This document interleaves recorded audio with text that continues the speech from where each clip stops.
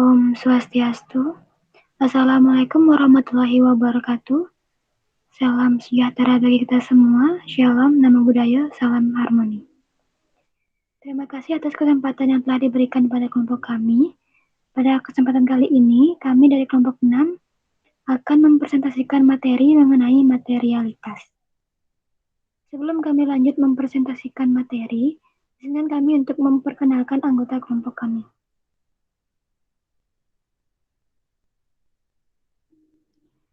Yang pertama yaitu ada saya sendiri, Nikada Sriwina Stuti dengan NIM 2017 051111, dan yang kedua yaitu Nikada Agustini dengan NIM 2017 051117, dan yang terakhir yaitu Niwayan Marit Arianti dengan NIM 2017 051121.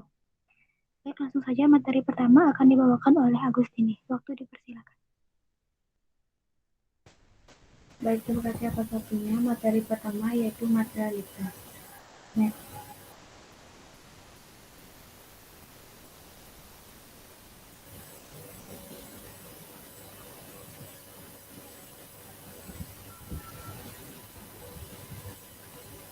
Materialitas merupakan suatu jumlah yang besar di mana apabila terjadi penyimpangan atau kesalahpenyajian sejumlah tersebut akan mempengaruhi keputusan ekonomi yang diambil berdasarkan laporan keuangan oleh pengguna laporan keuangan tersebut. Sederhananya, materialitas adalah tingkat salah saji yang ditoleransi. Oleh karena para auditor bertanggung jawab untuk menentukan apakah terdapat salah saji material dalam laporan keuangan, maka jika terdapat penemuan suatu salah saji material, mereka harus membuatnya menjadi perhatian klien sehingga dapat dilakukan koreksi atas salah saji tersebut. Jika klien menolak untuk mengkoreksi salah saji tersebut, maka auditor harus menerbitkan opini wajar dengan pengecualian atau tidak wajar bergantung pada seberapa signifikan salah saji tersebut. Untuk menentukan hal tersebut, auditor sangat bergantung pada pengetahuan yang mendalam atas penerapan materialitas. Next. Selanjutnya yaitu penentuan materialitas dalam audit.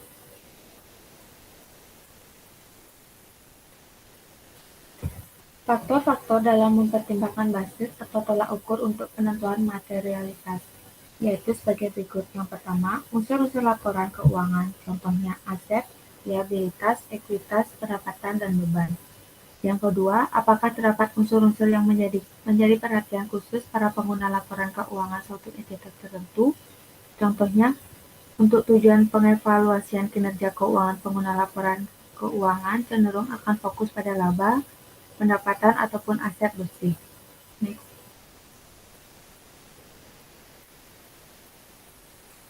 Yang ketiga, sifat entitas posisi entitas dalam siklus hidupnya dan industri serta lingkungan ekonomi yang di dalamnya entitas tersebut beroperasi. Yang keempat, struktur kepemilikan dan pendanaan entitas. Contohnya, jika pendanaan sebuah entitas hanya dari hutang dan bukan dari ekuitas, maka pengguna laporan keuangan akan lebih menekankan pada aset dan klaim atas aset tersebut daripada pendapatan entitas. Next. Penentuan materialitas dalam audit. Penentuan tingkat materialitas dalam audit diatur dengan standar audit atau SA nomor 320 tentang materialitas dalam tahap perencanaan dan pelaksanaan audit. Hal-hal yang perlu diperhatikan terkait materialitas yaitu yang pertama, membutuhkan pertimbangan profesional, yang kedua bersifat relatif atau tidak absolut, yang ketiga ditentukan pada tahap perencanaan dan pelaksanaan audit serta pada saat mengevaluasi dampak kesalahan penyajian yang teridentifikasi dalam audit dan kesalahan penyajian yang tidak dikoreksi jika ada terhadap laporan keuangan dan pada saat merumuskan opini dalam laporan auditor. Yang keempat, bersifat akumulatif atau tidak terpisah atau sendiri-sendiri. Yang kelima, tidak ditentukan besaran atau nilainya oleh standar audit. Dan yang terakhir, dapat berubah seiring dengan progres audit. Dalam masing-masing entitas memiliki karakteristik yang berbeda-beda dalam menentukan acuan dalam menghitung materialitas audit. Berikut ini Penentuannya berdasarkan karakteristik entitas atau karakteristik of the entity. Yang pertama yaitu entitas profit oriented lebih cocok menggunakan earning based atau activity based, sedangkan entitas non-profit oriented lebih tepat menggunakan activity based atau capital based.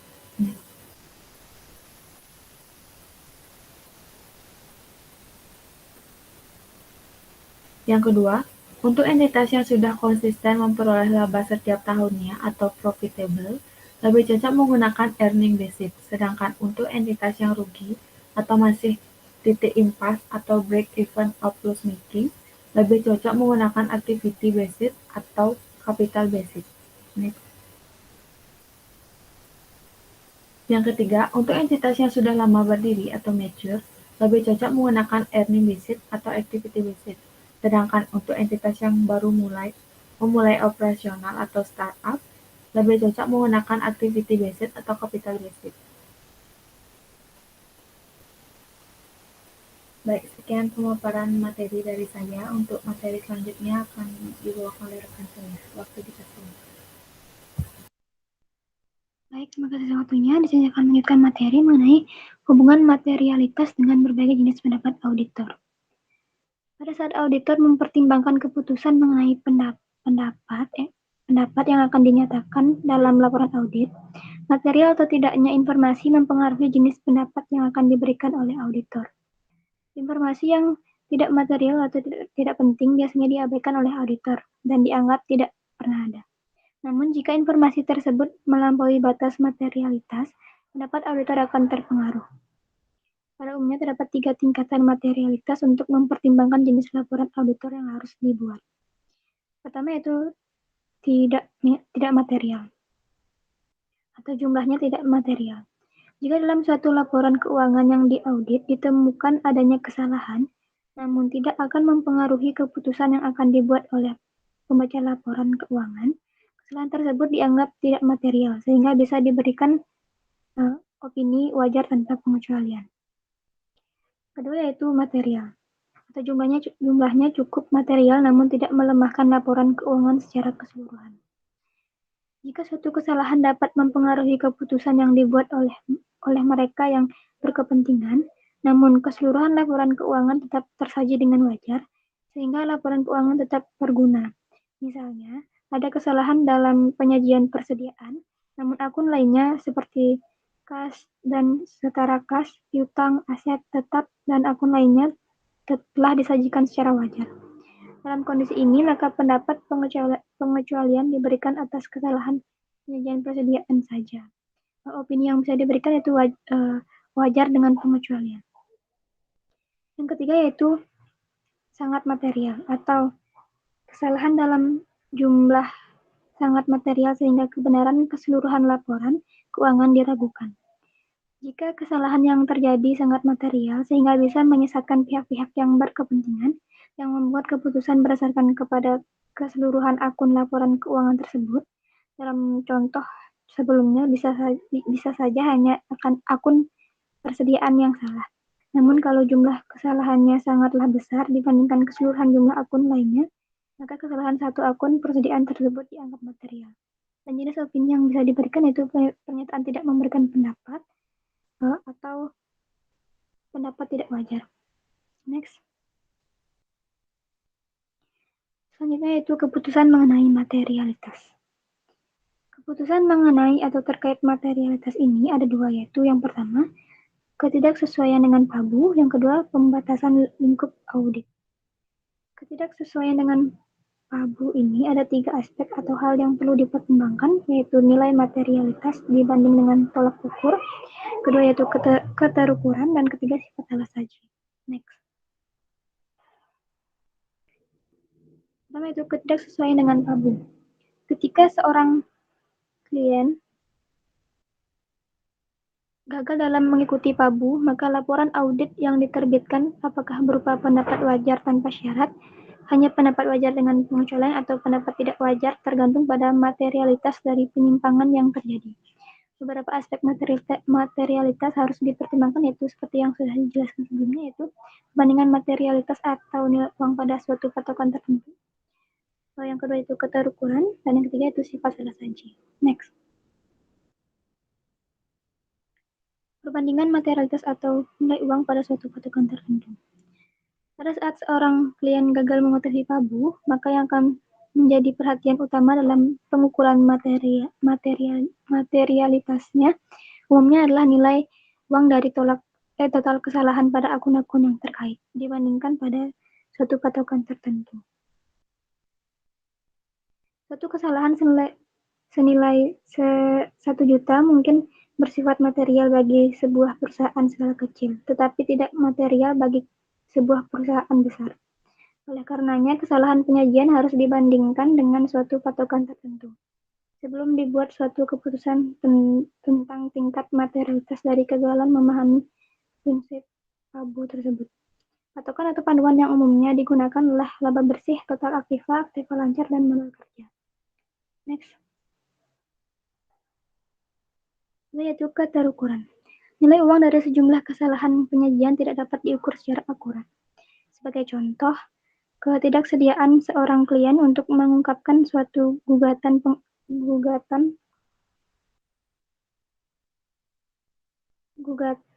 pengadilan yang sedang berlangsung atau pembelian sebuah perusahaan baru yang dilakukan setelah tanggal neraca sulit. Jika memungkinkan untuk diukur dalam suatu uang, penilaian materialitas yang harus dievaluasi oleh auditor dalam situasi seperti ini adalah pengaruh dari kegagalan dalam mengungkapkan hal-hal tersebut pada para pengguna laporan. Next. Sifat salah saji. Keputusan seseorang pengguna laporan mungkin pula dipengaruhi oleh jenis kesalahan penyajian dalam laporan keuangan. Berikut ini adalah hal-hal yang dapat dipengaruhi keputusan para pengguna laporan serta mempengaruhi pula pendapat auditor dalam suatu pendekatan yang berbeda dengan mayoritas kesalahan penyajian. Pertama, itu transaksi tersebut bersifat ilegal atau curang. Kedua, yaitu suatu item secara material dapat mempengaruhi penyajian dalam beberapa periode mendatang, walaupun kesalahan penyajian tersebut tidak bersifat material bagi penyajian laporan pada periode berjalan. Ketiga, yaitu suatu item mempunyai suatu pengaruh fisik. Sebagai contoh, yaitu sejumlah kecil laba terhadap sejumlah kecil kerugian atau saldo kas terhadap kecurukan. Yang keempat, yaitu suatu item mungkin bersifat penting dalam kaitannya dengan probabilitas konsekuensi yang timbul dari kewajiban pada perjanjian yang telah disepakati bersama. Next. Kedua, itu keputusan materialitas dalam kondisi pembatasan lingkup audit. Ketika terdapat suatu pembatasan lingkup audit, laporan audit dapat berupa wajar tanpa syarat, wajar dengan pengecualian atau ruang lingkup pendapat, atau penolakan pemberian pendapat, tergantung dari materialitas pembatasan lingkup audit tersebut. Auditor akan mempertimbangkannya terhadap ketiga faktor yang sama yang telah dibahas sebelumnya dalam keputusan materialitas atas kondisi ketidaksesuaian dengan pabu, tetapi dengan pertimbangan yang sama sekali berbeda. Ukuran kesalahan saji potensial daripada kesalahan saji yang telah diketahui saat ini dalam menentukan suatu atas penolakan pemberian dapat hal yang tepat bagi suatu pembatasan lingkup audit. Next. Baik, materi selanjutnya akan disampaikan oleh rekan saya. Waktu dipersilakan. Baik, terima kasih atas waktu yang telah diberikan. Di sini saya akan menjelaskan mengenai faktor-faktor yang mempengaruhi pertimbangan. Jadi, ada beberapa faktor yang mempengaruhi auditor dalam melakukan pertimbangan, yaitu sebagai berikut. Yang pertama ada materialitas, merupakan konsep relatif bukan absolut. Jadi, sebuah salah saji dengan besaran tertentu dapat menjadi material bagi suatu perusahaan kecil. Sebaliknya, dengan jumlah salah saji yang sama, dapat menjadi tidak material bagi perusahaan yang besar. sehingga tidak mungkin untuk menentukan acuan nilai nominal untuk pertimbangan materialitas awal yang dapat diterapkan untuk semua klien audit. Kemudian yang kedua yaitu dibutuhkan dasar untuk mengevaluasi materialitas. Karena materialitas merupakan konsep yang relatif sehingga sangat penting untuk memiliki dasar dalam menentukan apakah suatu jumlah tertentu material atau tidak. Laba bersih sebelum pajak biasanya dijadikan sebagai dasar dalam menentukan materialitas bagi perusahaan yang berorientasi laba, karena dianggap sebagai unsur yang sangat penting bagi para penggunanya.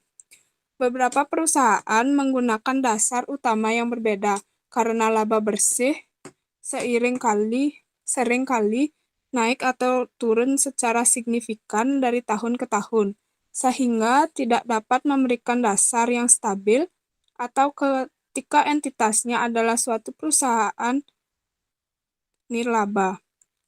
Seringkali dasar utama yang digunakan adalah penjualan bersih, laba kotor, dan total aset atau aset bersih. Kemudian yang ketiga, ada faktor-faktor kualitatif juga mempengaruhi materialitas. Jadi beberapa salah saji kemungkinan menjadi lebih penting dibandingkan salah saji lainnya bagi para pengguna laporan, meskipun nilai nominalnya sama.